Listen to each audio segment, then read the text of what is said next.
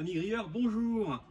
Aujourd'hui, j'ai envie de vous présenter un barbecue kettle donc, de la marque Rosslö qui va ressembler, qui est un barbecue à charbon allemand.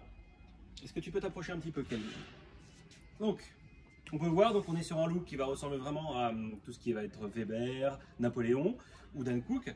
Donc le barbecue boule, vraiment, en acier émaillé.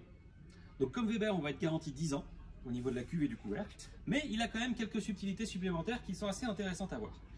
Déjà, la première chose, c'est que quand vous regardez un petit peu, vous avez le couvercle va être quand même un peu plus bombé, un peu plus grand. Ce qui fait que vous allez pouvoir mettre des choses justement comme un poulet, d'autres aliments, beaucoup plus facilement.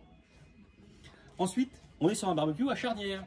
Donc là aussi, c'est toujours très pratique. On n'a pas à se retrouver avec le couvercle en main, ne pas savoir qu'en faire. On continue au niveau de la grille. On n'est pas sur un diamètre 57 cm, on va être sur un diamètre 60 cm, donc un peu plus grand, et ça peut faire la différence. Une grille en acier, chromé, donc toujours vraiment on est sur du solide. Elle a un intérêt particulier, celle-là, c'est que on peut la plier et la mettre au lave-vaisselle. Et ça, mine de rien, c'est quand même assez pratique, plus de galère de nettoyage. On va pouvoir l'ouvrir de chaque côté pour glisser du charbon, aussi en cours de cuisson. Toujours pratique.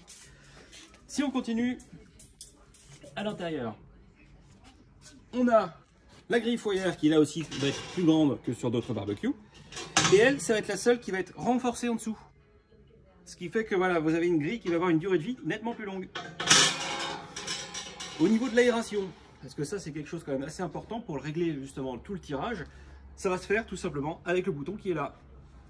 Est-ce que tu peux t'approcher? Regarde, là on est complètement fermé, donc là le tirage est au minimum, on va couper le barbecue, et là, voilà, le bac à cendre en fait va petit à petit descendre et va se faire l'ouverture, justement, l'aération va se faire par là, sur les côtés. Vraiment très pratique.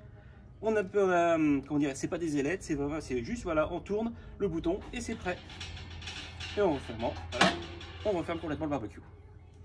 On a, comme on est sous le châssis, on va regarder un peu plus près aussi, des roulettes assez solides. Hein. On voit quand même l'épaisseur, on peut se dire on est vraiment tout terrain dans le gazon.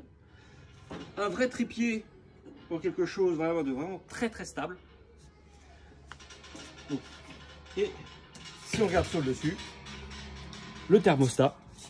Parce que ça c'est toujours pratique quand on ferme le couvercle, on va cuire vraiment comme dans un four. Donc c'est toujours intéressant d'avoir le thermostat. Et l'aération, on va pas se brûler. Hein. On va pouvoir régler l'aération aussi en haut. C'est un barbecue allemand. On n'est pas américain, on est allemand, on est en Europe. Et après, il y a quelques fonctionnalités aussi en option qui sont toujours très sympas. Comme là ici, on a placé la tablette. La tablette, voilà, merci Kelvin. Et on peut aussi rajouter, on a des porte-ustensiles qui vont se rajouter aussi, de façon justement à pouvoir vraiment avoir tous ces ustensiles sur le barbecue. On a fourni avec les les séparateurs de charbon. Si on veut faire ce qu'on appelle dans la cuisson indirecte, mais le charbon ici, on va cuire ici. Hein, on va éviter comme ça que les graisses tombent sur le charbon et fassent des flammes. On va cuire de façon complètement sécurisée. Et là, comme ce soir, il y a un match de foot, on va se préparer pour la pizza. Et là, comme ça, on est prêt. Amis grilleurs, c'est tout pour aujourd'hui. Merci.